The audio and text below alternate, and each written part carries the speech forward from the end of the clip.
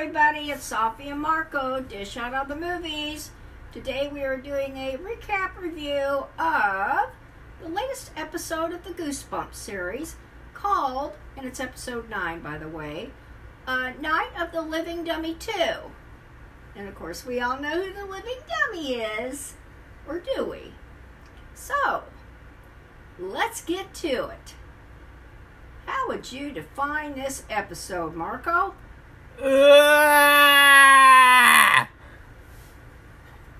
didn't much care for it either. The only good part for me was the last quarter part. The first 3/4 was there. And why do I say that? Well, I say it because... Well, number one, it's not Night of the Living Dummy 2, as expected. There's nothing about Night of the Living Dummy 2 in the episode. No, it's a completely new kind of story. That's not the story of the book. Sorry. Said a new kind of story. And, so yeah, I don't understand that. That's false advertising, again. So I don't like that. Safi! Oh, you want me to... Okay, well, let's just say the first part of the book, the first 3/4 part of the book, is a soap opera, which I didn't care for, and it was boring. And basically, I mean, the kids all decide they want to go on a road trip to Seattle. Because where they're living, it's kind of a quiet town, it's a tourist town, a fishing village, and, Seattle is a happening kind of place. No. With stores and lots more people. And now, I think the genius in this episode is that these fucking awful characters, these kids, they're exactly who you'd expect to see in Oregon. Exactly the types of people that you'd expect to see. I don't know what your deal is. The worst types of people. The bottom of the barrel. Just the scum of the earth in Oregon. Well, I don't agree at all. I felt like Oregon. I've always wanted to go to Oregon. Oregon and Maine. You know, trash is attracted to trash. Oscar the Grouch is attracted to the trash can. These fucking trash characters are attracted to Oregon. Okay, well, I like Oregon, so I disagree that there is just it's like a boring high school soap opera. Yeah. And that could be anywhere, and I don't want to read about a boring high school soap opera. To me, it sort of feels like, I don't know, like maybe their intention is to try to make it like Twin Peaks, which was also kind of like a soap opera. But see, Twin Peaks was good. So, that's the big difference here. Right, Safi? Well, it's better than this, that's for sure. And it's more creative and weird. Well, so let's get into Mr. Brat, Safi. His story. Okay, well then we have we have the parents, and they're all making up with each other, and life goes on. They don't really go on about them, except Nora and what did they call him? Coulter, the father. And Coulter? The father. They are going to get married. He asked her to marry him, and that's the only thing with them. And then, and the last thing is, what is Mr. Brad doing?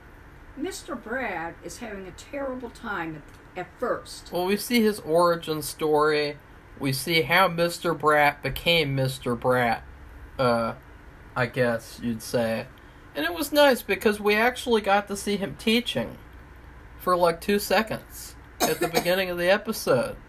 And, his character's really good. The actor is really, really good. You could just watch him in anything, even if it's terrible like this. And,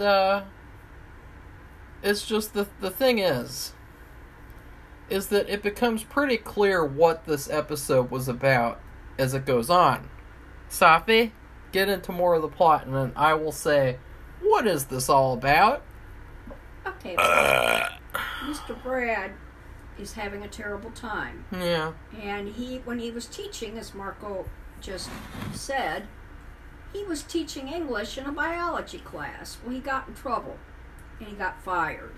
And it wasn't just because of that. It was just because of a lot of different things that all built up. I think his absences and all this stuff. And so he got fired because he is new, so he doesn't really... Safi, that wasn't the new town. That was an old town that he used to be in. That's why I said it's his origin story. Did you not pay attention? Okay, well, anyway... No, you didn't. So he's renting a place... Okay, yeah, that makes sense. He's renting a place, and he can't even pay his rent. And he has a really nice dog, and I don't even think he's allowed to have the dog there. He was kind of sneaking it out so it could go potty, which is really weird because it's kind of like an apartment place. Like we live in one, and there's all these people with dogs, which is really unbelievable. I mean, I don't know how they do it. But anyway, the woman asks for her rent, and he can't make it, and he lets go of the dog. Dog gets killed. And the dog belonged to his grandma, so it's really, he's very upset about it. Because he promised to take good care of it, and obviously he didn't. So then we come to the good part about Mr. Bratt. Things change for him. He gets an inheritance. It's that house and all that comes with it. And he moves there, and he's so happy because guess what he gets to do? He gets to write. After, this story happened to him, Safi. Yeah, I know. It just and then, like it jumps around. That was... Yeah, not really. And then he writes the book. It's all about everything that happened, and I kind of like that part because you get to see him instead of the stupid kids that nobody likes and cares about. Well, they're all in Seattle. So. Not at the beginning of the episode when he's explaining what's happening. Well, that's what I'm talking about, Safi. Okay. Why don't you get with the program? Oh, be quiet. And so then he mails it in. And Safi, this was one of the parts of the episode that I kind of eye-rolled at. Because he gets like an immediate response from some publishing agency or something. Happen. And I was like, is that really realistic right there? Like, is that how the publishing process works? No, it isn't. And boy, do I know. Because, wow, like, that's really easy. Anyone could just publish anything at any time. Right? Right, and that doesn't happen. When I started out writing, I just sent articles in. And they were so picky and with magazines. And that wasn't even a book. And then I started writing my own book, and I haven't ever finished it up, which that's all I have to do. But the publishing process has changed a lot. But anyway, I think it takes on the average, I think they said it takes 18 months or something on the average of trying to get a book published. I mean, well, they accept it. It takes Mr. Bratt like 2 seconds to get a call back. Yeah. And she's like, Mr. Bratt, you're amazing. You could be the next Stephen King. But there's one problem. Your ending sucks. And he's like, uh-oh.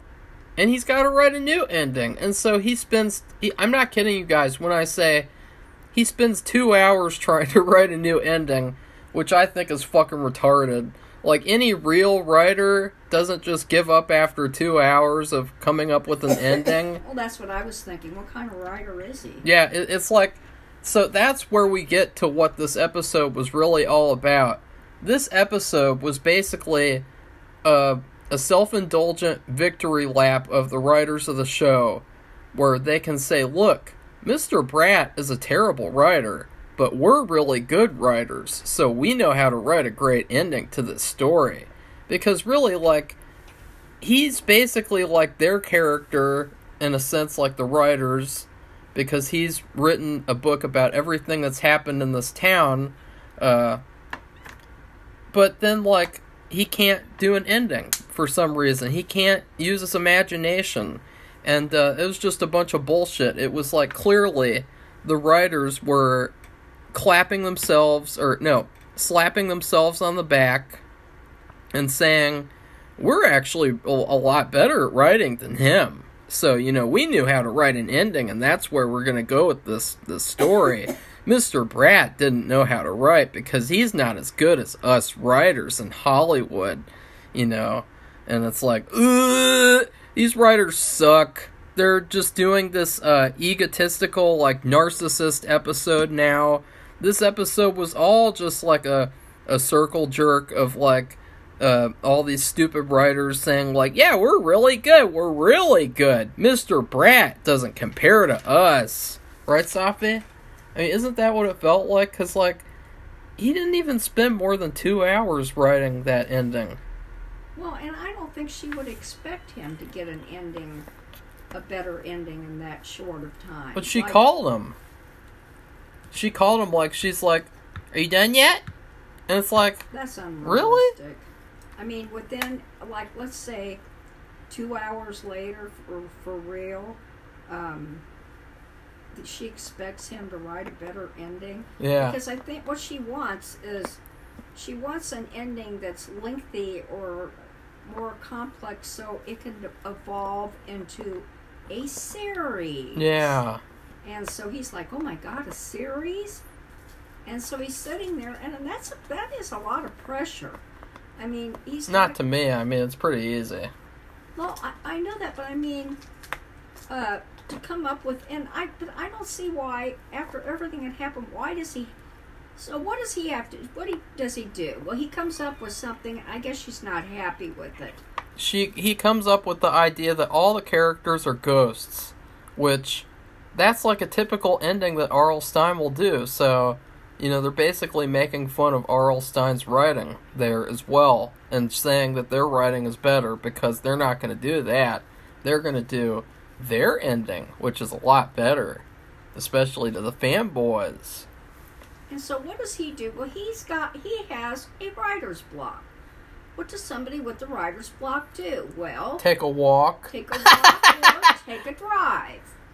And look at different scenery, talk to people, listen to people.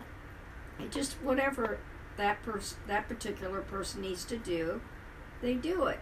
So he takes a drive, and he goes to the local restaurant in town. He sees all the parents, and then he sees the kids, and anyway, and it's funny, what's really funny, if you want to call a funny part, I thought it was just a little bit amusing. He listens to a book tape of a famous writer. And guess who that famous writer is? R.L. Stine. Right, I thought that was his voice. They decided, let's have him repeat the line that we already wrote in the first shitty Goosebumps movie, where Jack Black says, every great book has a beginning, a middle, and a twist. And it's like, well, actually, not really. In fact, Stephen King barely ever has twists in his books. And then, most of the Goosebumps books that have these big twists, a lot of them actually undermine the whole story and kind of ruin it. Last week with that It's Alive book. Yeah, that was bad. That twist totally, ruined the book. So, yeah, because they just left off, and it was like having a story free fall. Hanging off a cliff. Yeah. And with an endless bottom with no end in sight.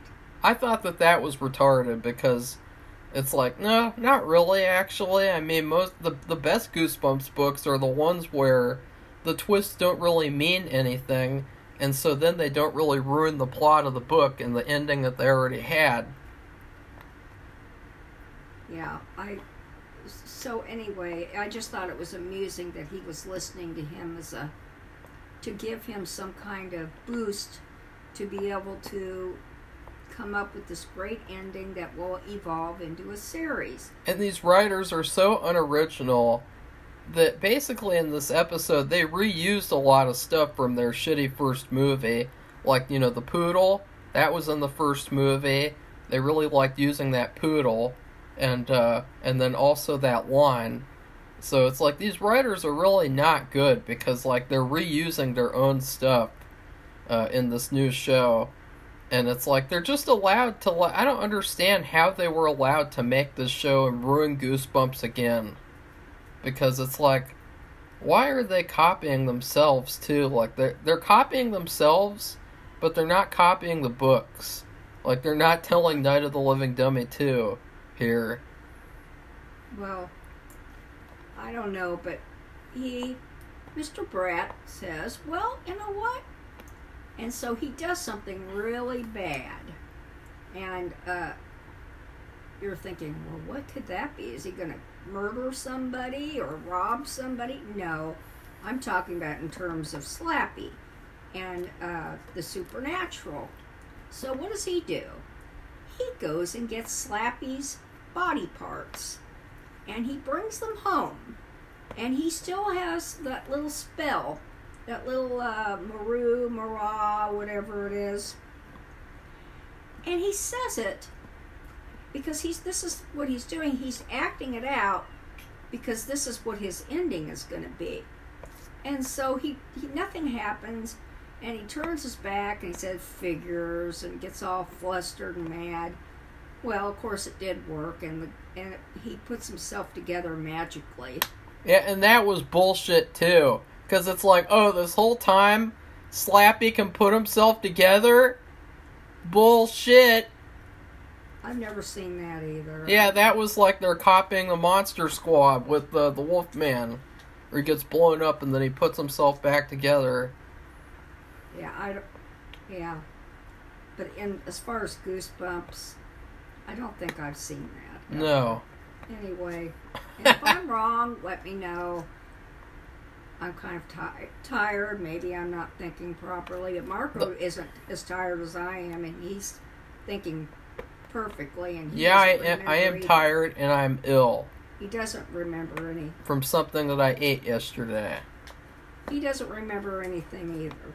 Well, actually, the only instance that you could really say, which really isn't the full thing, is in part 3, Night of the Living Dummy 3, you know, he gets his face glued back together, and then you have that scene at nighttime where, like, the green light repairs the crack in his face. Right.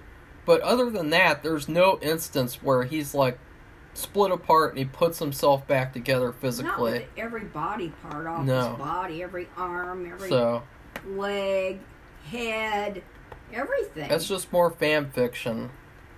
So anyway, Slappy's back together again with himself. And he sits there, and what does he want Mr. Brett to do?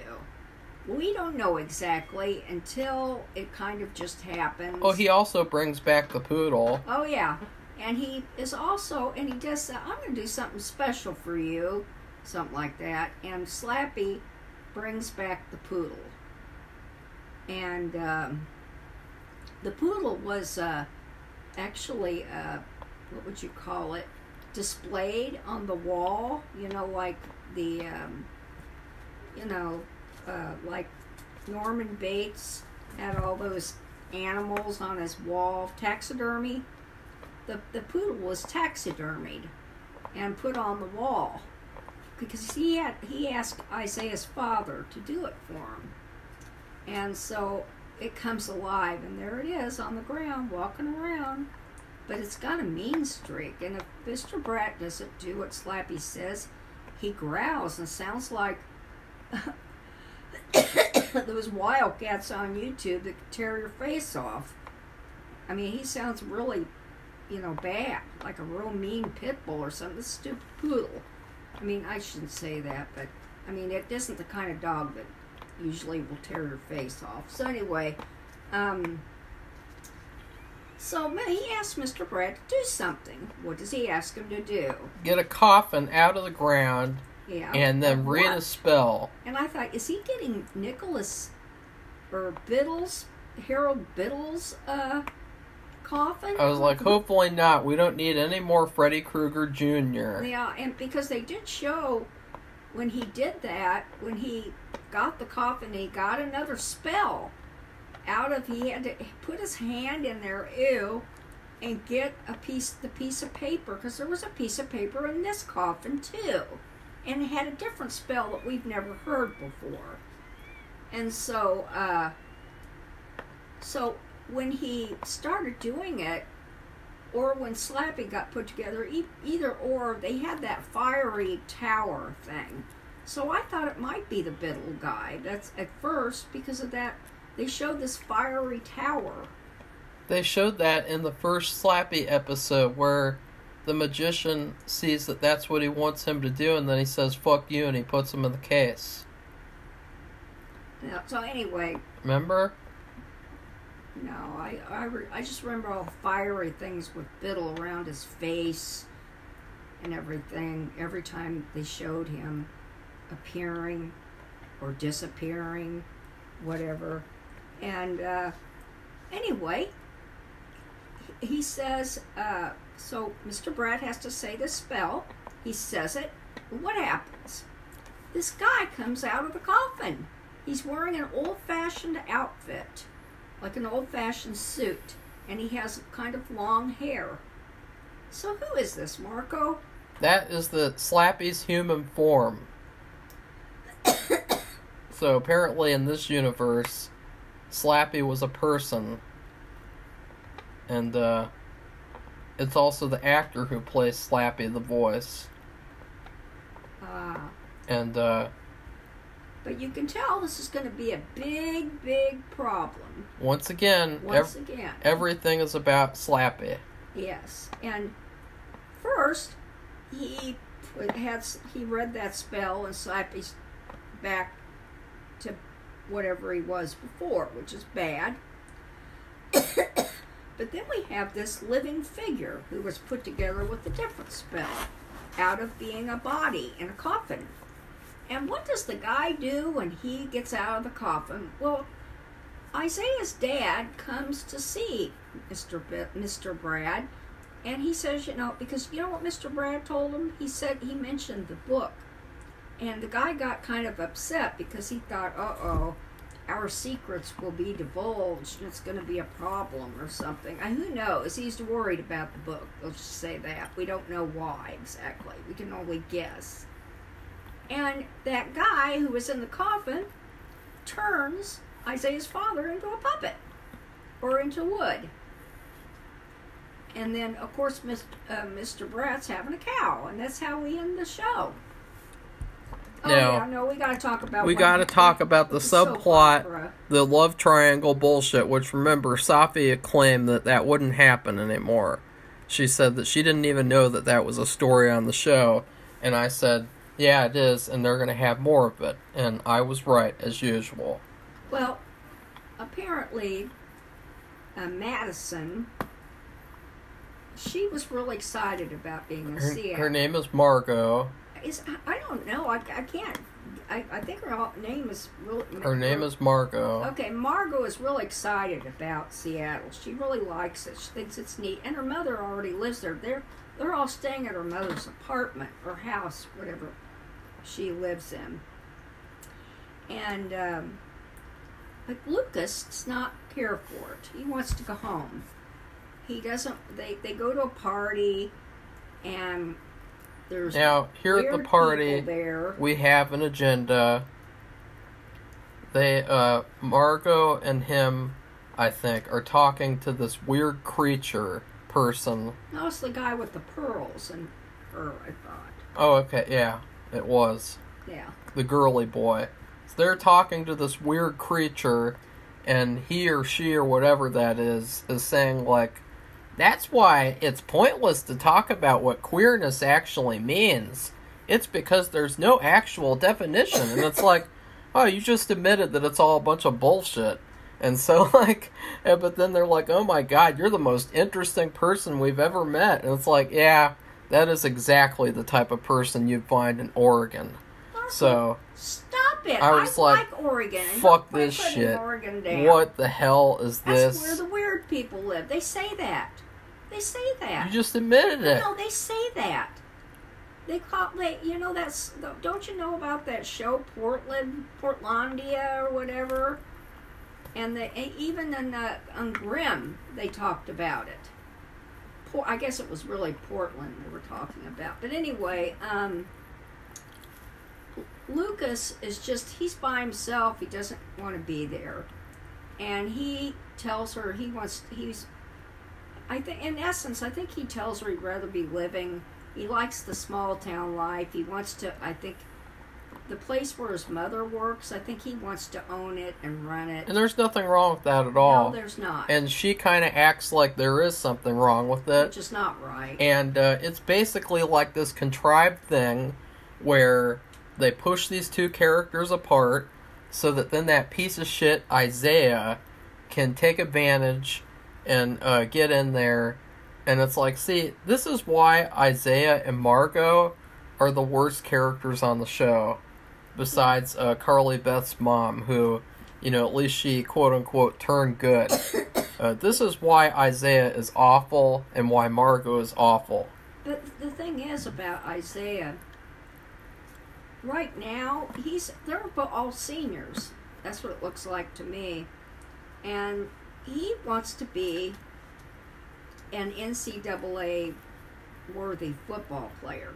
In other words, he wants to play college football and be some kind of like big football star, might actually go on to the NFL. And they say about this that all these college players that want to eventually do that, there's only a small percentage ever make it that far. I mean, they might play college ball.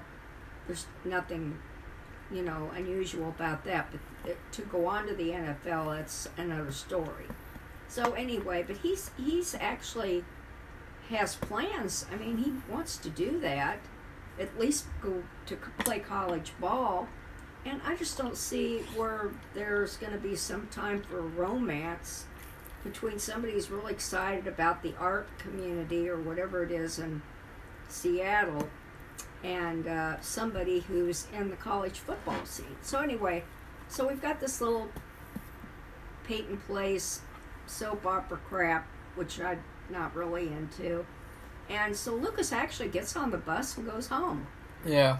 And they play this awful music that just made me cringe. It's fake rock music.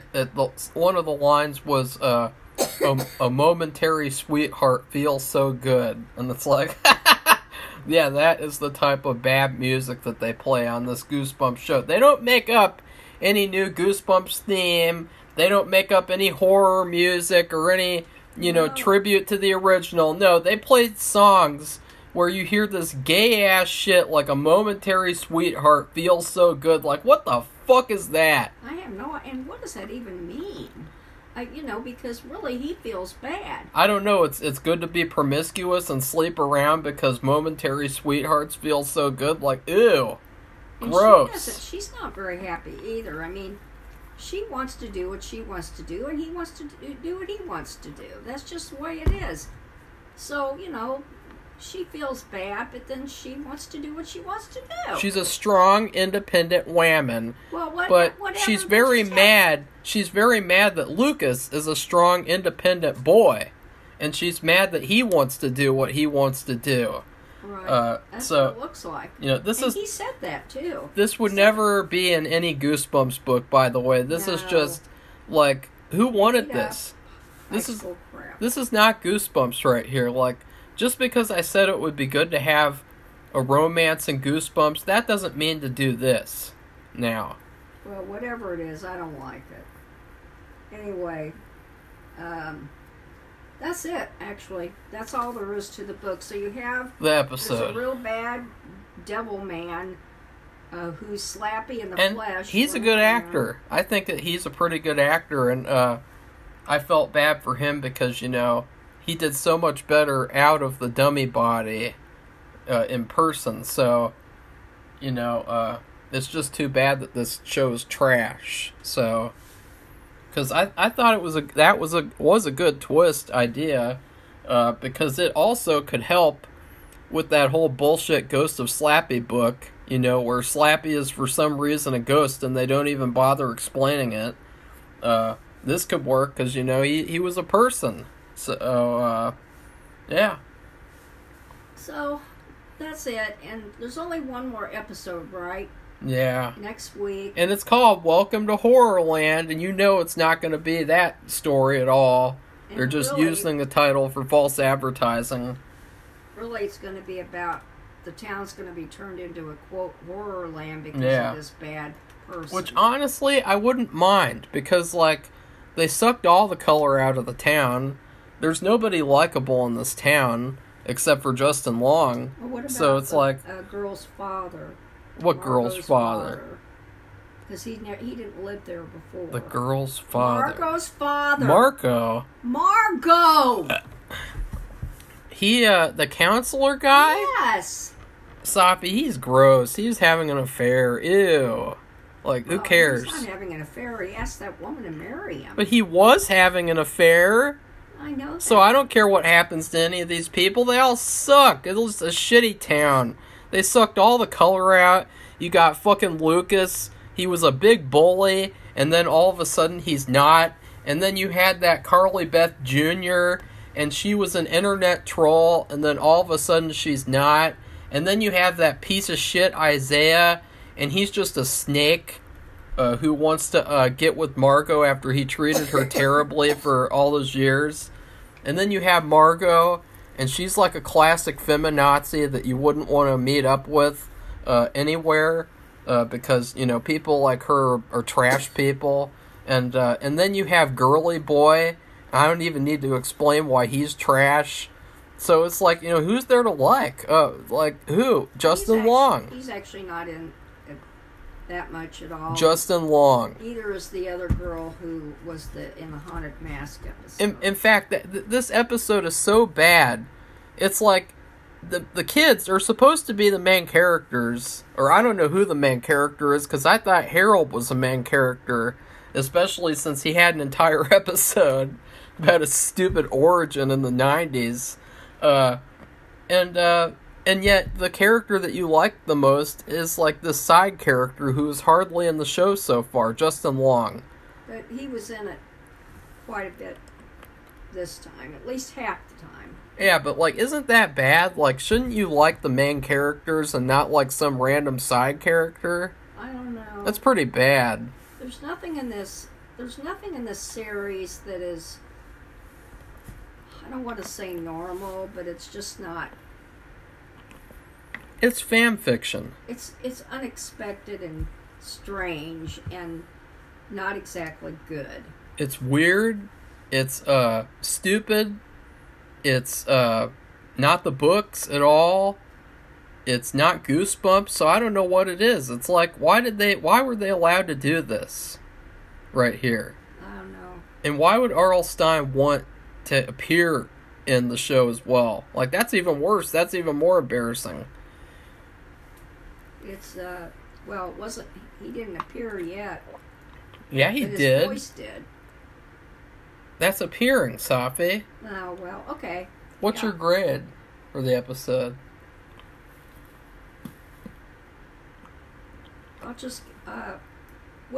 I'll give it a C because of the 25% at the end that I thought was interesting and good. But I'd not care for soap opera crap at all. I'm sorry, but I don't want to see that. Yeah. That isn't what I want to watch. And Goosebumps episodes, however they're written, they're not about high school soap opera fiction. It's really all That's about Fear the Street. mystery. That's what Fear Street's supposed to be. Yeah, but I've only read one Fear Street book, and we saw that series, which was terrible. Ew. It wasn't any good at all. The Lesbian Agenda series. Well, whatever it was, it just wasn't very good at all. And so maybe I should read another Fear Street book, but I have a feeling it's not about the soap opera. It's about the scare part. Because I'm trying to think now, the one I read, and that wasn't really soap opera at all. It was like the Goosebumps book. There was a scary thing going on for the whole book. It was something about like a girl who was staying at the same house as this other girl, and she escaped from an asylum or something. Yeah, and she was hiding under the bed or something. Under a hammock. Yeah, whatever. Or something. And I don't know. Didn't she try to really weird take over the girl? I didn't read it. I know, I'm just trying to remember. You read it in 2021. Yeah, that's what I read it a few years ago. I read it once, but it wasn't like this. No. There wasn't some big soap opera thing, and I know it's a video form of a book. It doesn't matter. They didn't have it. I'm talking about 3/4 of the book, almost. This is soap opera crap, and I just not. Well, I don't care about that. I can't imagine other people do either. I know people watch Hallmark movies. I've watched some Hallmark movies. they will pretend that they do because they'll pretend like, well, we just like all of it because, you know, it's the good show, and so we like all of it. We're not going to pretend like we're not going to actually criticize something even though we don't like it. We like all of it. You know, kind of like in Better Call Saul, where, you know, in season 4 it started off where, you know, they had that bitch as more of a character on the show, and, you know, we were the ones saying we like all the other stuff except for her. But then everyone else was saying, oh no, it's all really good. And so then they made shitty season 5 and they made shitty season 6, where they just made it worse and worse. And that's what you get when you don't honestly criticize and critique a show or a movie. You're just going to get worse product, which is why, you know, you had that first Goosebumps movie, and then the second one was really good, but then you had the series. And it's like, you know, what are they going to do next? Another terrible series with these same shitty writers who can't write? But they take a victory lap in this episode, and they're like, we're really good writers, unlike Nathan Bratt. Safi? So, what about my grade? yeah, what is your grade? I'm curious. I'm sure it's really good. No, Well, let's see. Let's just. I'm gonna take you through the journey of the grade. The stuff with Justin Long, I give an A+. Yeah. And then you get reintroduced to the kids again, and then it drops down to a B+. And then the kids go to Oregon, and they talk about queerness at a party, and then it goes down to a C+. And then at the end of the episode, you have the good part with Slappy's human form. It kind of goes to a B-. But then, at the end of the episode, you use your brain, and you think, this is not Night of the Living Dummy 2, with the two sisters and the brother, and the other dummy who defeats Slappy. This is not Night of the Living Dummy 2. And so then it goes down to a C. So see, that was a journey right there. That was interesting. You like that journey? Yeah, Isn't that sad that they couldn't just have Justin Long in the whole episode and make it good? They had to have this stupid soap opera for woke Gen Z teenagers that nobody cares about, who don't even want to watch Goosebumps because they're so trash. Because they probably have some offense taken by the original Goosebumps, like those pussy sensitivity readers. Safi? Yeah, so it's sad.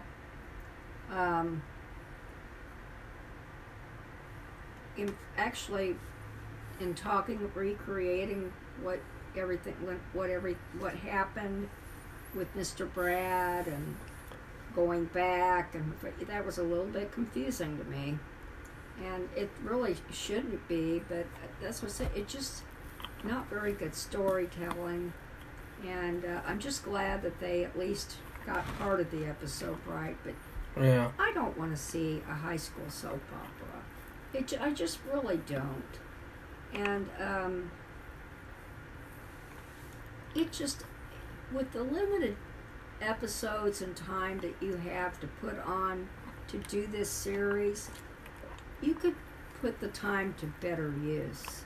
Yeah, by actually adapting the books that we wanted to see instead of false advertising and pretending like you are.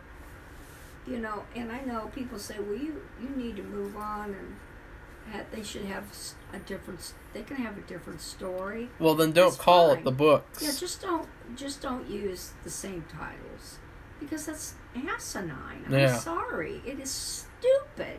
And I just don't, can you imagine somebody making a Gone with the Wind and making it into something that it's not? Oh, you know? nowadays they would, yeah. And, let's see, A Tree Grows in Brooklyn, or what else? The Secret Garden, and I mean, just I can think of a lot of books, and you're going to change all that. Just use the title and make up your own new story. And then, like, it doesn't work that way. It's also reminiscent of, The Lady in the Water movie, where, M. Night Shyamalan, he wrote a character in the movie who's a writer, and he's a really good writer, and he made sure to, like, say that in the movie, and it was just like a narcissist thing. And, like, this is like the same thing, where they just wrote this episode so that they could brag that they're so much better than this fictional character that they wrote at coming up with an ending for this show. Right? Yeah. I'm about ready to hit the wall. Really? I have 2 ships to do, and I just don't think I can do them. Post office is closed tomorrow, and our post office now is open. Instead of closing at 5, it closes at 7. And I just don't know if I can do it. I'm just too tired. I didn't get in very much sleep. I have to sit here and suffer being sick. And Marco has a bug. Because of who knows what. Safi. So it's one of those days that isn't how you thought it would turn out. And I didn't know the post office had new hours now. And I didn't know tomorrow was a holiday. And the reason why it's a holiday, because Sunday is Veterans Day.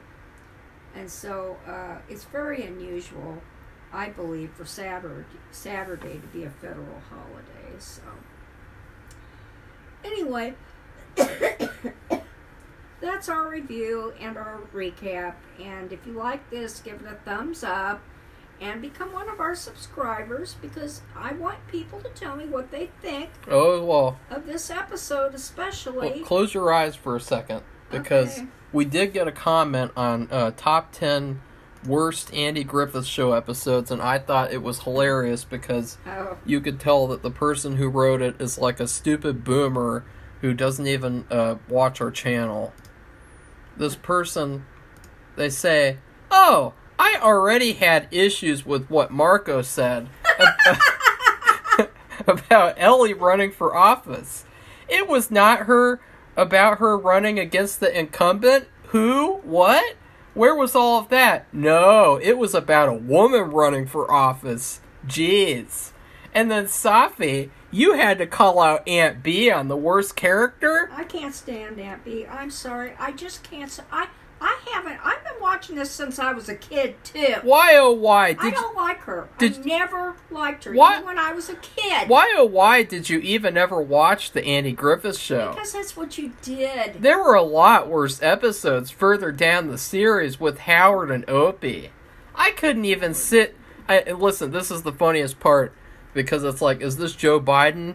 Because he says, I couldn't even sit through all of this malarkey. That's it. Have a nice day. Have a nice day. And look, what's his profile picture? Oh, it's like some old person in this black and white picture, and he's got like demon wings on this bench. Like, who the fuck is this guy? Well, like, that's not right. Don't do that. Who the fuck is that? Like this boomer who just comes on. He's like, why did you even ever watch the Andy Griffith Show? Because you don't like Aunt B. That's what you did, and there were a lot of good episodes. Fuck Aunt B. I don't like Aunt B. I'm sorry, I really don't. I never did, even when I was a kid. And I didn't like on Leave It to Beaver.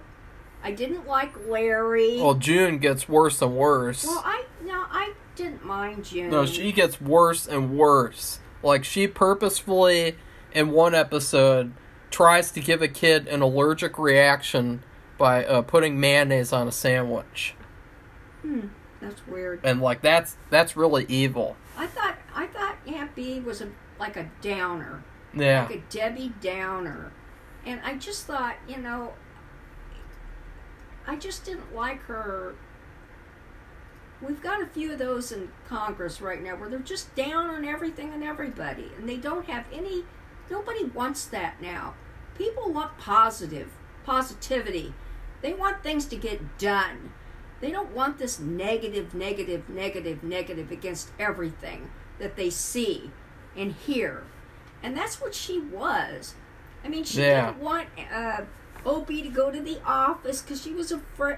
That was the so sheriff's awful. office. That was so negative and I awful. didn't like that at all, and I just thought she was just so old-fashioned. And then I thought this when I was a kid. And then the thing where Before I grew up. she owns a Chinese restaurant, and then she reads a fortune cookie that's bad. So I didn't she see that when I was yeah, a kid. When I was an adult, I saw it. And then she decides to not have the restaurant anymore, all because of a fortune cookie. I don't think I would have liked that then, but I just did not like her overbearing, conservative. Yeah. I'm sorry, I didn't, and that was when I was a kid. And there were other episodes that were good. Like, she was so conservative that in real life, the actress, when she came back for the reunion movie, she refused to say the word underwear because it was too much for her. It was too hard for her to do. That's how old-fashioned she was. And it's like, yeah, you can tell. That's the character. She's the character in real life. And she sucks. She was the worst part of the show. Well, by far. I just didn't care for her. I'm sorry. Yeah. And I'll never forget, like, that one time where why does she decide to do this? What? She gets a wig or dyes her hair. She was trying to impress this guy at church into marrying her or dating her or something. Maybe that there was this misunderstanding where she got a wig. And it looked really good,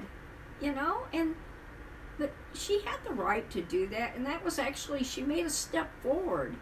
But she wasn't too comfortable with it because that wasn't who she was. She was conservative, and some people should just be happy with who they are, but I think she just wanted to try something different. And it made her feel good and happy because everybody noticed her and they complimented her.